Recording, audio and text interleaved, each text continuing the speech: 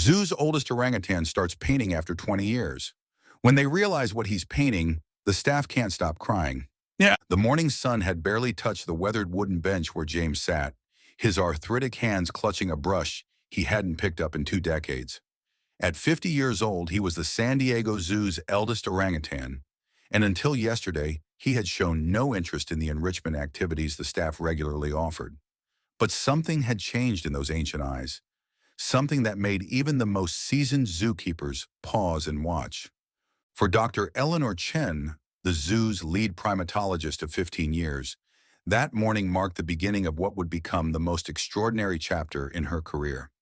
She stood outside James's enclosure, her coffee growing cold in her hands as she observed the elderly orangutan's methodical movements. There was an unusual precision to his strokes, a deliberateness that seemed almost human. "I've never seen anything like it," she whispered to Mark Reynolds, the head keeper who had cared for James since his arrival at the zoo 30 years ago. Mark nodded silently, his eyes never leaving the orangutan's steady hands. James had arrived at the zoo in 1994, already an adult with a troubled past. He had been rescued from a traveling circus where he had been forced to perform tricks while wearing gaudy costumes. The trauma of those years had left him withdrawn and distrustful of humans. For years, the staff had worked tirelessly to help him adjust, to feel safe in his new home. While he had eventually grown comfortable enough to interact with his caregivers, he had always maintained a certain distance, a wariness that never quite faded. The art therapy program had been introduced shortly after his arrival. Like many zoos, San Diego offered enrichment activities to stimulate their animals' minds and prevent boredom. Painting had proven particularly successful with primates, but James had shown nothing but indifference to the brushes and canvases provided. Until now. "Look at how he mixes the colors," Eleanor murmured, pulling out her phone to document the moment. James dipped his brush deliberately into the blue paint, then the yellow, creating a subtle green that he applied to the canvas with surprising skill. "This isn't random. He's creating something specific." As the morning wore on, more staff gathered around the enclosure. Word had spread quickly through the zoo's tight-knit community that James was painting. Many had known him for years, had watched him age with dignity in their care, had celebrated his birthdays and worried over his health scares. Now they stood in reverent silence, watching as something remarkable unfolded before them. The painting began to take shape, a landscape of sorts, with rolling hills and a sky that seemed to hold both sunrise and sunset in its swirling colors. But it was the figure taking form in the center of the canvas that caused Eleanor's breath to catch in her throat. A small shape, orange and familiar, seated before what appeared to be an easel. "Mark," Eleanor's voice wavered slightly, "the circus records, didn't they mention something about James performing with a female orangutan?" Mark's weathered face softened with recognition. "Rose," he said quietly. "They were together for almost 10 years before she was sold to another circus. We never knew what happened to her after that." James continued to paint, seemingly oblivious to his growing audience. His movements were deliberate, each stroke adding depth and detail to the figure in the painting. The staff watched in stunned silence as the image of another orangutan emerged more clearly, one holding a brush, just as James was doing now. As the morning light grew stronger, Eleanor noticed something she hadn't seen before. Tears. They ran silently down James's face, matting his russet fur, but his hand remained steady as he worked. The sight brought an unexpected lump to her throat. In all her years of studying primates, she had never witnessed such a raw display of emotion combined with such focused purpose. "I think," she said softly to Mark, who had been with the zoo longer than anyone else present, "we're watching him tell us a story he's been holding on to for 20 years. The implications of what they were witnessing began to sink in. This wasn't just an elderly orangutan suddenly taking up painting. This was James Morrison, finally finding a way to communicate something that had lived in his heart for decades. The thought that he had carried these memories, this ability, this need to express himself for so long without their knowledge humbled everyone present. As the first part of James's painting neared completion, Eleanor wiped her own eyes and turned to her team. "I want all his medical records pulled, everything we have from the circus, and I need to make some calls. If Rose is still out there somewhere, James just gave us our first real clue to finding her. And after 50 years of life, 20 of those spent in silence, I think he's finally ready to tell us exactly where to look. The morning sun now filled the enclosure completely, casting a warm glow over James as he continued his work, his tears having dried but his purpose unwavering. For the first time in decades, the oldest orangutan in the San Diego Zoo had found his voice, and it spoke in colors, shapes, and memories that would soon change everything. By afternoon, Dr. Eleanor Chen's office had transformed into an impromptu command center. Faded circus records and yellowing photographs covered her desk, while her computer screen displayed a complex spreadsheet tracking the movement of traveling circuses throughout the 1990s. But it was James's painting, now carefully preserved and displayed on an easel in the corner, that drew everyone's attention. The detail in Rose's face is remarkable, Dr. Chen explained to the small group of colleagues gathered in her office. Look at how he captured the slight tilt of her head, the way she holds the brush. These aren't just memories. They're moments he lived with her. The zoo's director, Patricia Winters, leaned forward to examine the painting more closely. In her 35 years of zoo administration, she'd never encountered anything quite like this. Have we made any progress tracking Rose's whereabouts after she was sold? Mark Reynolds shuffled through a stack of papers, his hands trembling slightly. The circus's records show she was sold to a smaller outfit in 1992, just 2 years before we received James. But here's where it gets interesting. He pulled out a particular document, its edges worn with age. The same year James came to us, that circus went bankrupt.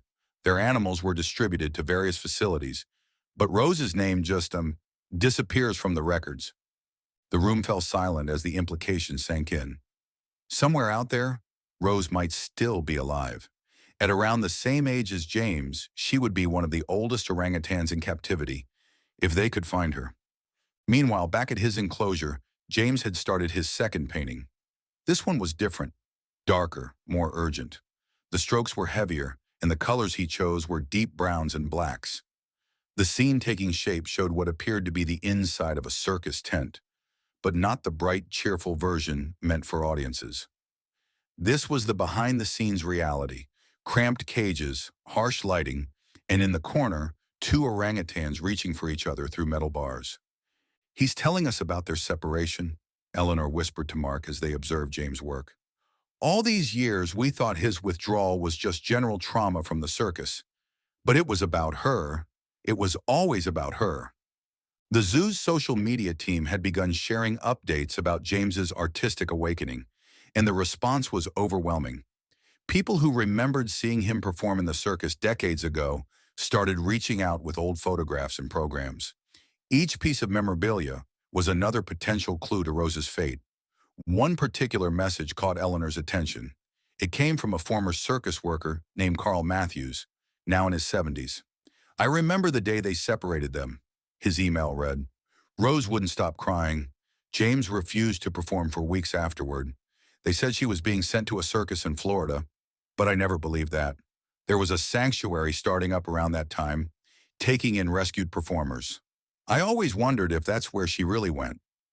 As Eleanor read the email aloud, Patricia Winters was already on her phone, contacting every primate sanctuary that had been operating in the early 1990s. The search for Rose was no longer just about solving a mystery. It had become a mission to heal a wound that had been festering for 2 decades. James painted through the afternoon, seemingly tireless despite his age. Each brush stroke seemed more purposeful than the last, as if he understood that people were finally paying attention, finally seeing what he needed to show them.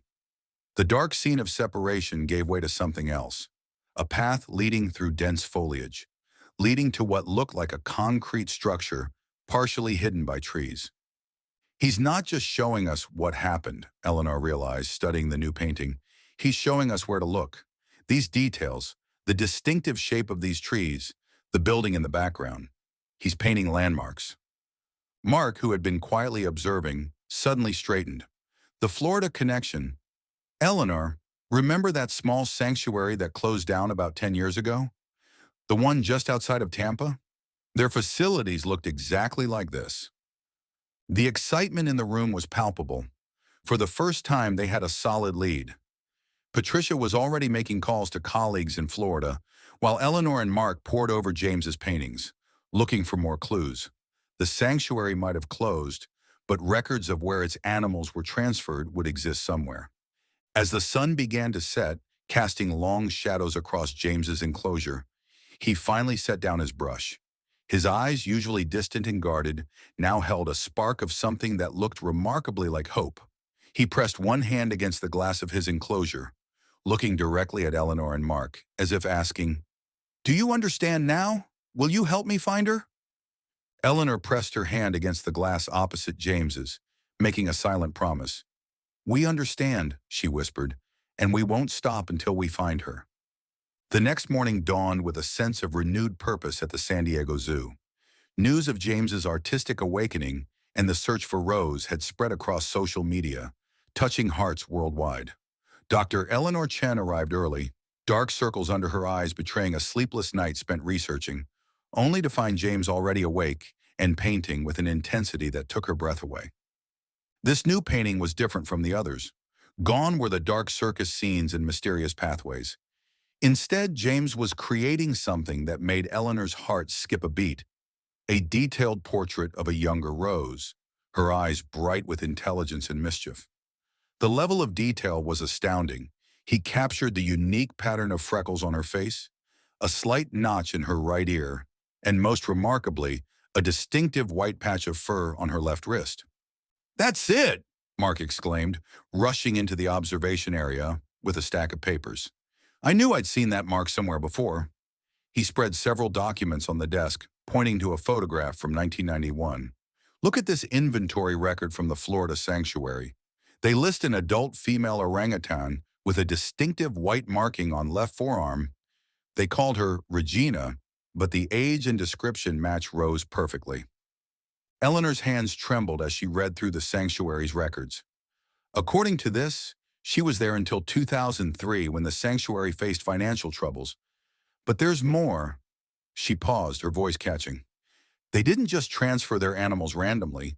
They tried to keep them in the southeastern United States to minimize stress during transport. The investigation was interrupted by a commotion at James's enclosure. The elderly orangutan had stopped painting and was making emphatic gestures at his latest work, vocalizing in a way the staff had never heard before. The portrait of Rose was complete, but he'd added something in the background, what appeared to be a specific arrangement of buildings and trees. "Those structures..." Patricia Winters had arrived, coffee in hand, and was studying the painting intently. "They look like the old-style habitats at the Atlanta Zoo, before their renovation in 2010. The next few hours were a blur of phone calls and email exchanges. The Atlanta Zoo's records confirmed they had received several primates from the Florida sanctuary, including an elderly female orangutan who had since been transferred to a specialized care facility in North Carolina.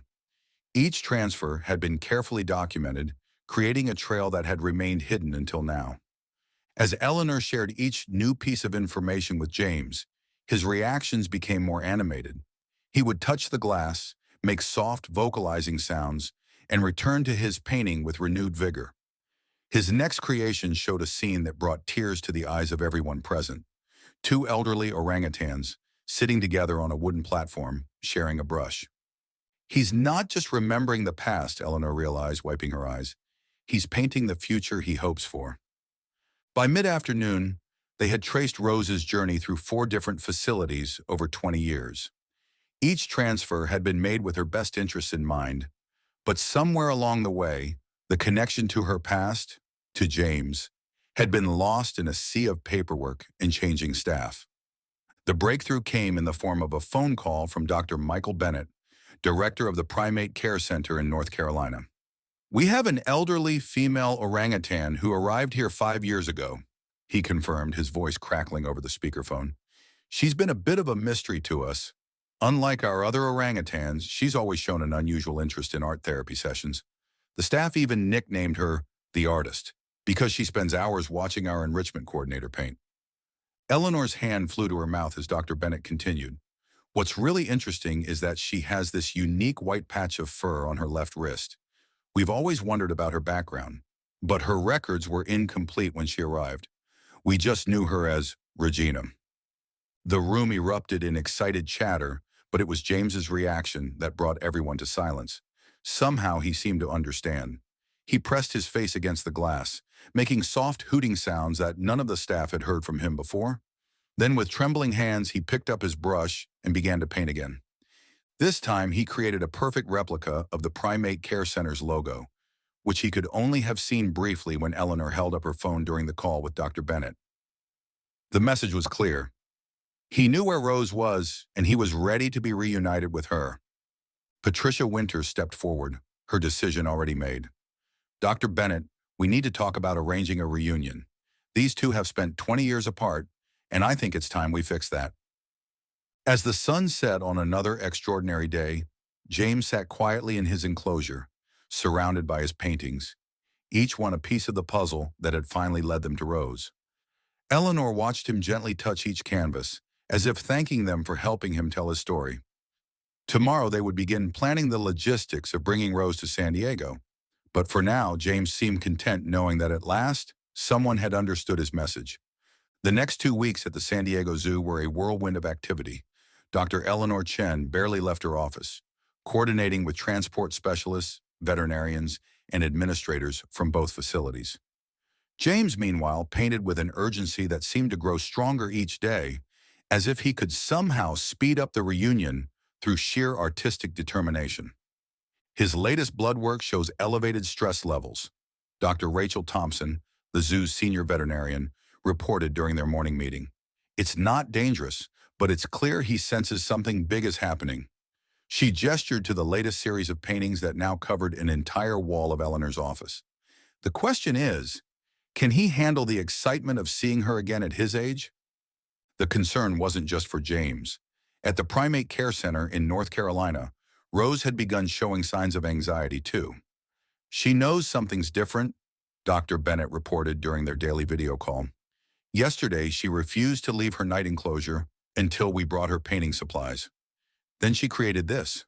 He held up a painting to the camera, a crude but recognizable representation of a circus tent. Eleanor felt a chill run down her spine. They're connected, she whispered. Even after all these years, they're still connected. The logistics of transporting an elderly orangutan across the country proved to be monumentally challenging. Every detail had to be perfect. The transport vehicle needed special suspension to ensure the smoothest possible ride. The temperature had to be constantly monitored. Multiple veterinary teams would accompany Rose on her journey, ready to address any medical issues that might arise. But the biggest challenge came from an unexpected quarter. A small but vocal group of animal rights activists had gotten wind of the planned transfer and started a social media campaign opposing it. Their argument was that moving an elderly orangutan across the country was too risky and potentially cruel. James, however, seemed to have his own response to the controversy. His next painting showed something that left everyone speechless, a perfect recreation of the moment he and Rose had first met, decades ago as young orangutans. The detail was extraordinary. Two young souls finding comfort in each other amidst the harsh circus environment. He'd captured the hope in their eyes, the gentle way they'd reach for each other through the bars of their cages. This isn't just about two elderly orangutans, Eleanor explained to a group of reporters who had gathered outside the zoo.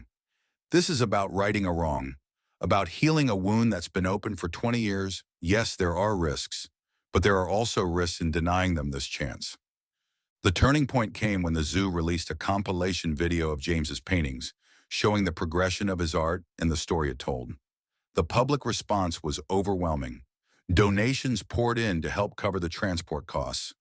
Retired circus workers came forward with more photographs and stories about James and Rose's time together. Even some of the activists who had opposed the move were swayed by the obvious depth of connection between the two orangutans. As the day of transport approached, the zoo staff worked tirelessly to prepare James's enclosure. They expanded it, adding new platforms and quiet corners where two elderly orangutans could spend time together. Art supplies were stationed at various points, everything they would need to create together again. The night before Rose's scheduled departure from North Carolina, Eleanor stayed late at the zoo, watching James add the finishing touches to his latest work. This painting was different from all the others. It showed two aged orangutans, their fur streaked with gray, sitting side by side in what was clearly his enclosure at the San Diego Zoo. Between them was a single paintbrush. "It's not just art therapy anymore, is it?" Mark said softly, standing beside Eleanor. "He's been telling us their love story all along." James pressed his hand against the glass, looking at Eleanor with those wise old eyes. After 20 years of silence, he had found a way to speak, to share his heart's deepest wish. Now finally, that wish was about to come true. But as the staff left for the night, none of them could shake a nervous feeling. Rose's journey would take 3 days, crossing multiple states. So much could go wrong. Would she be strong enough for the trip? Would the reunion live up to 2 decades of longing? And most importantly, would these two elderly souls, who had held on to their connection through 20 years of separation, finally get their second chance? As Eleanor turned off her office light, she glanced one last time at James's latest painting. In the dim light, those two painted figures seemed to glow with their own inner light, a testament to a love that had refused to fade despite time, distance, and the countless obstacles that had kept them apart. The morning of Rose's arrival dawned clear and cool in San Diego, the kind of perfect day that seemed designed by fate itself. Dr. Eleanor Chen had barely slept, spending most of the night monitoring the transport team's progress. Rose had handled the cross-country journey remarkably well, eating normally and remaining calm throughout the trip. Now, after 3 days on the road, she was just hours away.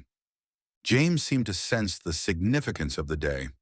Before sunrise, he had already created a new painting, one that showed the transport vehicle making its way through the zoo's service entrance. The detail was uncanny, right down to the special medical insignia on the side, though he couldn't possibly have seen it yet. "He knows," Mark whispered, watching James meticulously add the finishing touches. "Somehow, he knows she's almost here." The zoo had decided to keep the exact arrival time private, but word had spread through the local community. By mid-morning, a small crowd of supporters had gathered near the entrance, holding handmade signs with messages like, "Love finds a way," and "Welcome home, Rose." Many were elderly themselves, drawn to this story of love rekindled in life's later chapters. At precisely 11:42 a.m., the transport vehicle pulled through the service entrance. Dr. Bennett had accompanied Rose on her journey, and he stepped out first, his face breaking into a broad smile. "She's ready," he announced to the waiting staff. "She's been getting more animated the closer we got to San Diego." The next hour was a carefully choreographed dance of veterinary checks and preparation. Rose would be kept in a separate quarantine area for initial observation before the actual reunion. When they wheeled her transport cage past James's enclosure, covered by a light sheet to minimize stress, James did something that brought tears to everyone's eyes. He picked up his brush and began to paint her, exactly as she looked at that moment, though he couldn't see her through the sheet. "It's like he can sense her presence," Eleanor marveled, watching James work. His strokes were sure and swift, capturing not just Rose's physical appearance, but something deeper, an energy, a spirit that he somehow knew was near. The initial medical check revealed that Rose was in excellent condition despite the long journey. More surprisingly, her stress hormones were actually lower than they had been in North Carolina. "It's as if she knows she's home," Dr. Thompson remarked, reviewing the results. Finally, after what seemed like an eternity of preparation, it was time. The staff had cleared the area around James's enclosure, creating a quiet, intimate space for the reunion. Rose would be introduced through a connecting chamber, allowing them to meet safely while giving them the choice of how quickly to approach each other. As the door to the connecting chamber opened, time seemed to stand still. Rose stepped forward slowly, her movements deliberate but purposeful. James, who had been watching intently, set down his brush for the first time that day. Their eyes met. 20 years of separation dissolved in a single moment. Rose made a soft hooting sound, the same unique vocalization that James had been making while painting his memories of her. James responded immediately, reaching toward her with trembling hands. What happened next would be talked about at the zoo for years to come. Rose picked up a brush from the nearby art station, dipped it in paint, and made a single stroke on the blank canvas in front of her. a perfect match to the last stroke James had made in his latest painting. Eleanor, who had been holding her breath without realizing it, felt tears streaming down her face. Mark had to turn away, overwhelmed by the moment. Even Dr. Bennett, who had seen countless animal interactions in his long career, found himself wiping his eyes. Over the next few hours, James and Rose slowly moved closer together, eventually settling side by side on a wooden platform. They shared fruit, touched hands, and, most remarkably, began to paint together. Their first collaborative work was simple but profound. Two intertwined circles, one slightly faded, the other bright and clear, but both unmistakably whole. As the sun set on this extraordinary day, the zoo staff quietly withdrew, leaving the two elderly orangutans to their private reunion. Through the observation window, they could see James and Rose sitting together, their gray heads nearly touching, sharing a single brush between them. The story of James and Rose quickly became more than just a zoo tale. It spread across the world, touching hearts and reminding people that love, art, and determination can bridge any gap, heal any wound, transcend any barrier, even 20 years of silence. 1 month later, the zoo opened a special exhibition called The Language of Love, featuring all of James's paintings leading up to Rose's arrival. The centerpiece was a new work, created jointly by James and Rose, showing two aged orangutans surrounded by splashes of color and light. In the corner, they had both pressed their painted hands, creating a heart-shaped space between them. Dr. Eleanor Chen, giving tours of the exhibition, always ended with the same observation. Some say animals don't feel love the way we do, but James and Rose taught us that love doesn't need words. Sometimes it just needs a brush, some paint, and the courage to never stop believing in tomorrow.